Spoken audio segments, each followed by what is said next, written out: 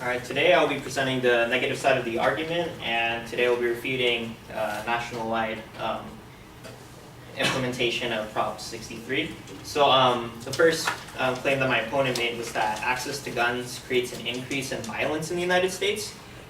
He uses statistics such as homicide rates, but as a matter of fact, these homicide rates actually show the contrary. When you look at studies that are almost 20 years long, such as ones by the Center for Disease Control, what happens is that since 1996, gun homicides per capita, or per 10,000 people, or sorry, 100,000 people, they've actually gone down almost 50% from 1996 to 2006. And the numbers to show this will be 1996, there's almost 7 homicides per 100,000 people related to gun violence. Whereas in 2006, there was actually only 3.6. And so, and in addition to this, guns per person in the United States has also increased by almost 50%. In the year of 1996, there was only 0.94 guns per person, so like a little bit less than 1 gun per person, and in 2006 the study showed that there was almost 1.45 guns per person, so there was more guns in the United States than there were United States citizens. And secondly, I'd also like to point out that the correlation between gun violence and gun ownership is actually false, and that gun violence in the United States is indeed higher. That is undoubtedly true, but you also have to compare crime rates across the board, and in the United States it is in general higher than other developed countries such as Italy, Germany, France, and the United Kingdom.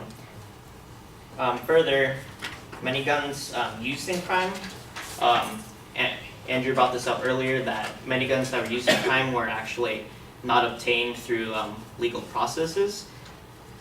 And Chicago Crime Lab also backs this up by saying that of 70 inmates who had possessed a firearm, only 2% actually bought it in a gun store through a legal process.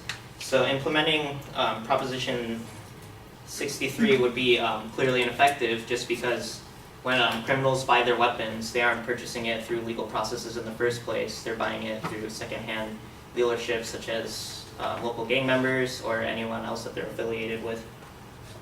And so I would like to continue this argument by pointing out the claim that Andrew made, that gun control laws in the United States are inefficient and therefore result in higher gun rates. So for Proposition 64, one of the things that it affects is large capacity gun magazines, and it wants to limit the amount that you can have in a certain magazine. But when you look at weapons such as the AR-15, the way that they're going to enforce this is they want to modify the weapon so the magazine goes from 30 rounds to 10. But in order to do this, you just have to add a few modifications. Anyone who is willing to be a criminal, as by definition they break law, can easily just redo those processes in order to use their weapons to a higher degree of efficiency. Further, Andrew pointed out that Prop 63 will overcome this barrier of the lack of sufficient laws, and it's going to really limit gun violence. One thing that I'd like to point out is that he says that Prop 63 would prevent people with violent past from getting access to ammunition, and he also says that Prop 63 forces private sales to be documented. This isn't necessarily true.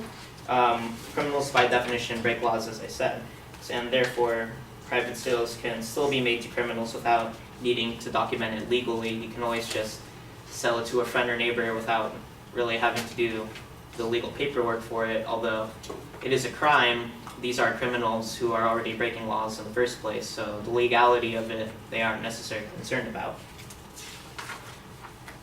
And so one statistic that one point that I would like to use is that Investigator Cook from the Chicago Crime Lab noted that that a lot of the times with illegal purchases of guns and illegal transactions, trades, sales, and purchases, a lot of the times this can also extend to ammunition. A lot of people who purchase ammunition who are criminals will most likely purchase it legally because they can't purchase a gun in the first place. So Prop 63 can only prevent so much from that happening. So once we look at these arguments, you note that Prop 63 would be inefficient and that can only really do so much effect on criminals, but it definitely has an effect on gun owners who will have to go through a little bit more of extra processes. Even though they are law-abiding citizens, it doesn't really affect criminals as much because they already ignore laws that are presented. And you also have to look at statistics that show that gun violence doesn't necessarily have a correlation with gun ownership.